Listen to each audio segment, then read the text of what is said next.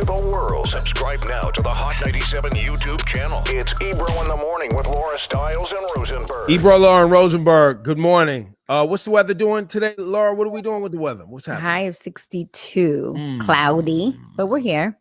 Rosenberg is in the building, and so is friend of the show, Mayor de Blasio, back on the program again. Mayor, good morning. How are you?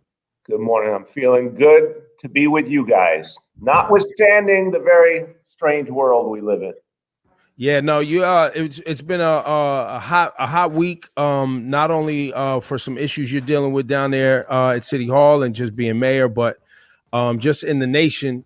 I saw you tweet about the incident in Brooklyn Center, Minnesota yesterday, the murder of Daunte Wright at the hands of a police officer, a 25-year vet who claims that she was grabbing her taser, but grabbed her gun and shot him.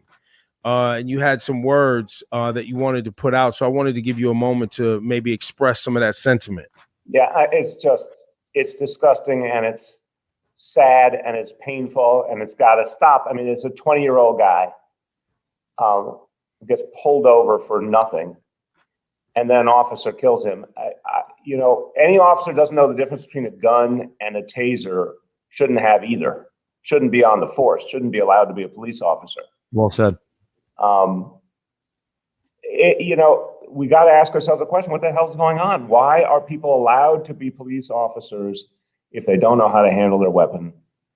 And why is the assumption in so much of this country reach for a weapon? For God's sakes, it was, whatever it was about a traffic issue, or a vehicle registration. It's not something that a weapon should ever have been involved in. So my view is there's a lot of people who are police officers who shouldn't be around this country and who should be moved out of policing. There's a lot of good people who are good, conscientious police. That's who we need. And we need a hell of a lot of training. We learned that here. You got to train and retrain all the time. But de Blasio, let me ask you, as somebody who stepped in and has dealt with the NYPD, and we've had plenty of conversations here, and you know how I feel about the NYPD. And there has been some changes made. There has been progress made. But we also see some retaliatory behavior that we hear about, rumors in the streets from the NYPD. People want these changes to happen quickly. You were confronted with trying to, figure out how to get people out of the force that were a part of the negative culture so that you could make some change. It's not an overnight process, correct? It's not. And one of the things that we did recently, we had a whole process around police reform. And I really urge people to look at what came from that, because it's very powerful, the changes that are being made. And in the opening report, our police commissioner, Dermot Shea, does a formal apology for the history of racism in the NYPD. And I think this is really important, because words are not enough ever, but beginning with the recognition that there's a history of racism in American policing, going back to slavery days, and that it still exists and it has to be systematically weeded out. That's one of the ways we change things, and recognizing that there are a lot of people who are really conscientious police officers, and there's too many people who should not be police officers and need to be moved out. And so one of the things we're doing is a much stronger approach to identifying anyone who's got the kind of record that says they should not be on the streets. And again, it's not that many, but it's those officers that have caused some of these tragedies. And I think we're getting at, we also want to recruit more people from the community. I think this is one of the biggest questions. It's hard for people to want to be police officers if they perceive it as an institution they can't work with. And we got to change that, because one of the most important things is to keep making the police force of and by and for the community. And it is a majority people of color police force now in New York City, and that's important, but we got to keep doing a lot more of that, particularly with more African-American recruits and more senior leadership. And so these are all the things that we're trying to move now. And I think it does take time, but I really believe it will make the change. How do you articulate, you're going to hear a lot moving forward, and I've been hearing the rumblings of this language where people are saying we can't reform our way out of this police problem, the sickness that plagues many police departments around the nation. It can't be reformed. There must be wholesale change. how do we navigate this moving forward, specifically here in New York City? There does need to be wholesale change, but that's not inconsistent with working with the approach we have now. I really believe this. I think if you talk to working people all over the city of all races, all backgrounds, consistently, I've heard this years and years, they want to be protected. They want to know there's police there when they need them. They want respect. They want to be treated in a way that's not discriminatory. They want to make sure that police treat them as human beings and see them as human beings. But I don't know very many people who say, I don't want police around ever, or I don't want a police officer when I'm in trouble or my family's in danger. So I don't think it's throw away the whole form. I think recognize the bad history, recognize the origins, and go at it. If you have a thoroughly diverse police force, trained constantly in how to approach things differently, de-escalate tensions, use the minimum force, I think you can have a very, very different environment. I really do. And a strong civilian complaint review board, which is something we believe in, we put a lot into, I think you can have a very different environment. But I do not agree with folks who think if you just get rid of the whole idea, everything's going to be great. No, you have to have some vehicle for safety. It's true in the history of humanity. I always say in villages, we all come from villages, different parts of the world, and there was always guardians. But the guardians were from the village and of the village and respected by the village, and they respected their, the people around them that they were part of. And we've got to recreate that in policing, and we can. That's the way forward to me. What role do you believe, I know this is an isolated week, but reports came out that gun violence soared 257% the week of April 4th in New York City. It's an isolated week, but nonetheless, gun violence, people are saying is continues to be. It's been a problem in New York City, but it has highs and lows. Is what the changes that you're making in the NYPD exacerbating the gun violence problem? Are there people out there dealing with this? What should we learn from what's taking place right now? What should we know? So I have to start on a very human level, Ebro. I've spoken to parents who lost their children. And there's nothing more horrible. There's nothing more painful. And over the years, I'm not talking just now, I'm talking over years and years. And so anytime that gun violence is going up, I see it as a danger to our children, to everyone, but especially to our children. What's happening now is we had a total disconnect in our society last year.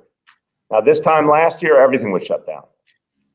And that causes some of the statistics you see. But beyond that is the much bigger truth. As we went into 2020 more and more, especially this summer, just everything that was the glue of our society was gone. Jobs were gone, school was gone, houses of worship, everything was gone. Culture, everything was gone. And that unleashed some very bad realities, particularly around gun violence. And I think the answer is a recovery. And the answer is bring back jobs, bring back schools, bring back everything, and deepening the bond between police and community, which I see happening again because there's a lot more communication starting again. And I think we overcome this. I really do. And no, it's not, reform means less policing. Reform means better policing. And so we've simultaneously done all these reforms to create more discipline when officers do something wrong, more weeding out of people who should not be on the force. And at the same time, the NYPD is doing more gun arrests than ever. So, there's a lot of good officers out there doing their job, working with communities, getting guns off the streets. Highest number of gun arrests in 25 years. So, I think there's a real way forward. And I think people have to have some faith that we all get there because we've come through so much just in the last year. New York, I think New Yorkers have been heroic. I think they've been amazing overcoming COVID. We're going to overcome this too. Qualified immunity. We heard there's been a step towards, I guess reforming qualified immunity and how it's used in the NYPD. Can you articulate what that is all about? Yeah, the federal legislation is what we modeled it on that passed the House of Representatives, the George Floyd Justice and Policing Act. And that essentially takes away some of the shields that used to exist so there can be more accountability. It does not, I want to be very clear, the federal legislation does not, nor does the city legislation, put a financial burden on an individual officer. And I think this is real important, because if we are telling people, working people, people of all backgrounds, immigrants, African Americans, Latinos, Asians, join the NYPD, we cannot say at the same time, you might be liable for a huge financial penalty, regardless of, what you meant to do. So we did not include those personal financial penalties, but what we do have is a law that makes it much easier for there to be accountability, models what's in the federal legislation, and I think it's going to help. This is something we worked with on city council. I think all the reforms are going to help, because they all come back to transparency, accountability, a different NYPD, an NYPD that looks more like New York City. So what I'm hearing you say is stopping short of financial accountability falling on the police officer has more to do with attracting people to policing jobs than dealing with the fact that these mistakes continue to happen, and us as the taxpayer feel like we shouldn't be footing this bill every time a mistake happens. How do we reconcile this? No, it's a real good question, but I think the way we reconcile it is to try and go at the root cause, to recruit officers and screen officers carefully to begin with, to constantly monitor to make sure we have officers who are taking in their training and doing things the right way. Again, it's a very few officers who go down the wrong path, but we have to catch that early and get them out of the force. But I think overall, you want accountability mechanisms, and that's what the law does, this new law does. But I really think we have to be clear about, if you create disincentives for people to join, you're actually going to set back reform. Because one of the most essential elements of reform is having more and more officers who understand our communities, who are from our neighborhoods, understand the culture and the humanity of our neighborhoods, can communicate with people. And we want to see more and more of those officers rise up in the ranks. You cannot create a disincentive to serve if you want to truly diversify the police department. Yeah, I'm not complete. I get both sides of this. I guess, my problem is the continued payouts. The continued payouts of wrongful death is continued money. And I just feel like some of these mistakes would stop happening if, and I'm using air quotes with mistakes, because, this can't be proven in a court of law. But just like the incident in Brooklyn Center, Minnesota, a 25-year vet, you mean to tell me you don't know the difference between your gun and a taser 25 years into the game? Listen, I think the best way quickly, these officers know how to skirt around accountability by making it sound like they're confused or they made a mistake. Some of the other things we did in the reform was call for the end, and this is, we need help from the state legislature, end pensions for officers who commit particularly horrible acts, with real lasting impact, or God forbid anyone dies, they should lose their pension. And listen, when that's a huge impact. Obviously, the ability to remove officers quickly, and look at the discipline matrix, something we talked about before. The discipline matrix, everyone who cares about fairness in policing should look at the discipline matrix. It's unlike anything that's existed in New York City or pretty much anywhere in the country before. It says very clearly, if you do an offense, if you're an officer, you do an offense, you're found guilty, due process. It's very explicit what the penalties are. And in many cases, the penalties are termination. We don't wish for this. We hope this never is the case. But there are so many more tools now for making clear, if you do the wrong thing, you're going to lose your job, you're going to lose your pension. That's the way forward. It's not you might get sued. That's nothing compared to the impact of these other realities. Yeah. Now, Mayor, what is the summer looking like in terms of the reopening of New York City? Are you feeling good about where we are? And do you have concerns about us reopening too quickly? What are your thoughts on the COVID reopening of Manhattan and the city in general? Yeah, Rosenberg, I feel good about the reopening. I'll tell you, we have seen now, the question has been for weeks and weeks, who's going to win the race, the variants or the vaccine? And right now, the vaccine is winning this race. We're over 5 million vaccinations from the beginning, which is a pretty amazing number, how many shots have been given in this city. It's clearly having an impact. Hospitalizations are going down. Thank God deaths are going down. We see a lot of good signs. We got to keep the vaccination going. I want to see 5 million New Yorkers fully vaccinated, both shots, 100% vaccinated by June. I'm absolutely convinced we can have a very, very powerful summer, very energetic, especially outdoor, lots of cultural events, a lot, restaurants coming back, everything. I think September is going to be the pivot. We are bringing schools back fully in September. Every child who wants to be in school will be in school 5 days a week. We are absolutely certain we can do that safely. So I feel good. I feel really good. I think New Yorkers are ready for the comeback. Absolutely. What are we doing for small businesses and all the restaurants and all the entrepreneurs and all the people who have been suffering, because this obviously we've seen the effects. Are they getting any type of additional help? Yeah, specifically absolutely. in New York City? Absolutely. First of all, for the restaurants, which means so much to all of us, and also express our culture, express all the communities of the city. So remember, now they can do outdoor dining permanently. This is really important. They can forever have outdoor dining. That is making it so much better for so many of the restaurants. It means a lot more seating. It's going to help them now to prosper. And also people love it. They just love the opportunity to eat outdoors. So that's going to be a really good thing. A lot more of these open streets too, where we're going to let restaurants like spread out into a bigger area. A lot of the small businesses, because of what Joe Biden did and the Congress did, are getting a lot more direct aid. That's a really good thing. State also, the state legislature put a lot of direct aid to small business in. We're coming behind that with some additional help. I think there's a lot there. I think small business has been through hell. They are the pivot to bringing back the city in terms of employment. But there's a lot of money now finally flowing to small business. I also think, Laura, there's a ton of demand. I mean, people who used to go traveling all over the place are probably not doing as much travel in 2021. They're going to spend their money locally, at restaurants, at stores. I think that's going to help us a lot too. And cultural events coming back. I think that's going to get people to come back from all over the metro area, all over the country, when coming in for our cultural events when Broadway opens in September. And that's also going to spill over into lots of other small businesses. De Blasio, how much of the 40% that, it'll be a couple years from now, but just for, understanding the legalization law and what that tax implication and money made for New York City will mean. Do you have any intel on that yet? Because I know it's still being built out, and what the actual locations for dispensaries and neighborhood, commissions have say so over what goes into their neighborhoods, et cetera, et cetera.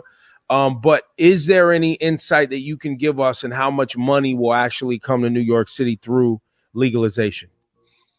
I wish I could give you something real specific, Ebro. What I can say is I really commend Carl Hasty and Andrea Stewart-Cousins and everyone in the legislature.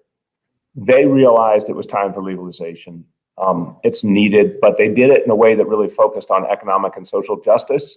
So my belief is that a lot of that revenue will help the communities, Black and brown communities that were really oppressed by previous drug laws. Yeah, they say 40% of that tax revenue will go. I think that's the fact that it's so clear, and that's all going to happen starting next year. So I won't have the opportunity to be with you to tell you how it's going, but I can tell you in advance, it's the right approach. It's going to help us build economic opportunity.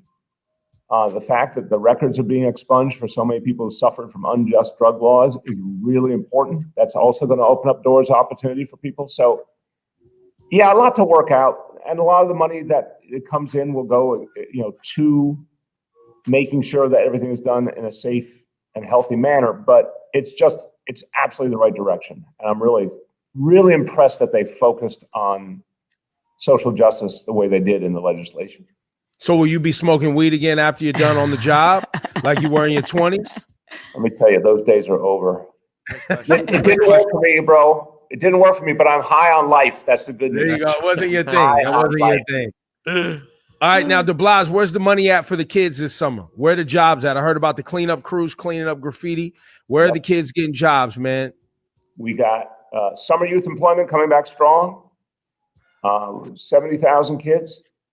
We're going to be looking to do a lot of other things this summer. We're going to have announcements soon in terms of opening up a lot of summer opportunities for kids in our schools. This is a summer we really got to pay attention to our young people. They've been through a trauma.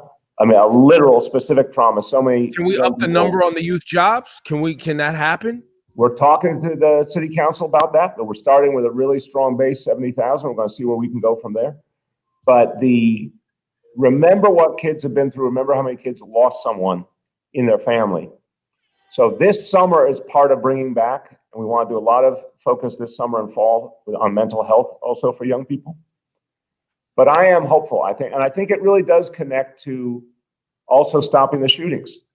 The more we can give young people positive alternatives, the more we can address some of the challenges they're facing, that also contributes, as you know, addressing young people's needs across the board at the root is part of addressing crime also, and keeping young people away from violence.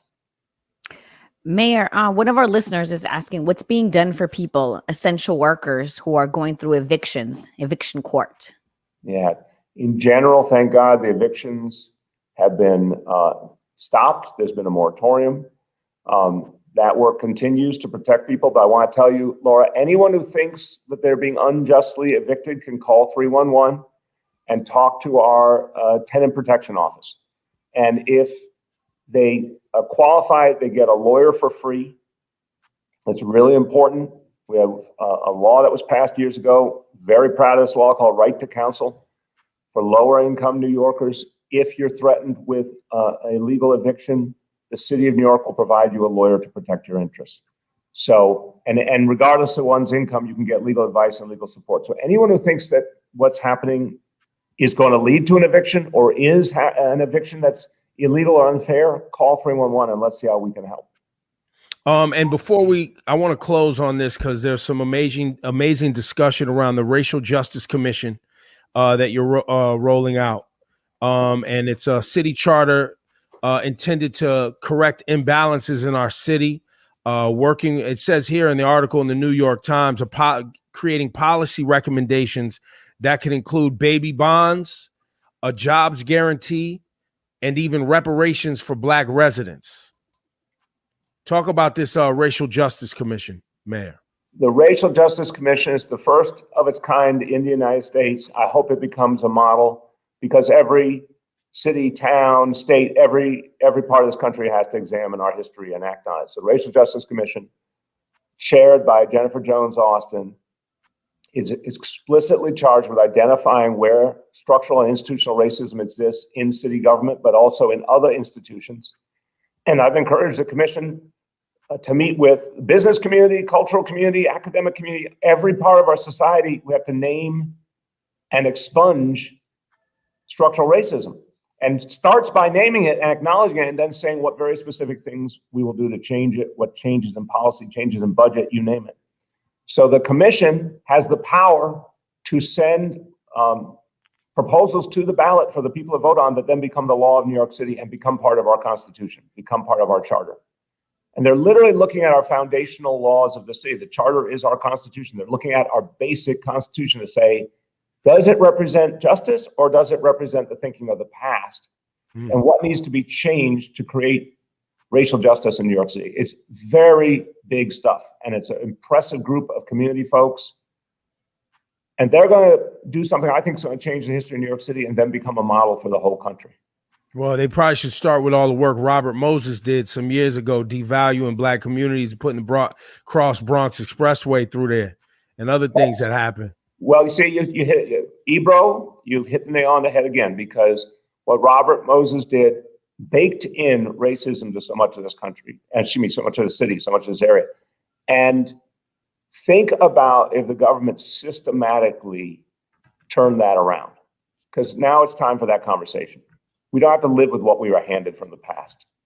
We can do things entirely differently. Everyone's minds are opened in a really good way. What do we do differently? But usually we're all running around doing so many things, we don't get to stop and ask that essential question. This commission, the power of this commission is they get to ask the fundamental question: how do we weed out structural racism in this city once and for all? What will it take? What will it look like? That's the power of this. I'm very excited because I think they're going to help us do some things that would have been unimaginable a few years ago, but are necessary now. Mayor de Blasio, it's been great talking to you again. We'll keep an eye on a lot of these initiatives. I'm sure we'll hear from you before your job is done and maybe even a little bit after. Do you have plans for after you're done on the job? Has that work begun yet? You know, I was You've thinking, confirmed you're not going to start smoking weed, so we won't no weed. catch you walking down 6th Avenue just blazing a backwood. That's I'm not going looking to happen. I'm looking for an incredibly dynamic morning radio show to join. Oh, with he's really, coming for our jobs, you y'all. know, Yeah. I'm just looking for some place that, you know, values the kind of intelligent, thoughtful discussion that I see every day. Okay. You know, on Hot So 97. you want to be a radio personality. But I'm not wearing that cap. Wow, you still trying to be a Red Sox fan? You I still don't know trying to what be a I'll Red wear, but Sox it's not gonna be fan? that. Thank De you, Blasio, Mayor. take care. Thank you for your time today. Take care, guys. All right, peace.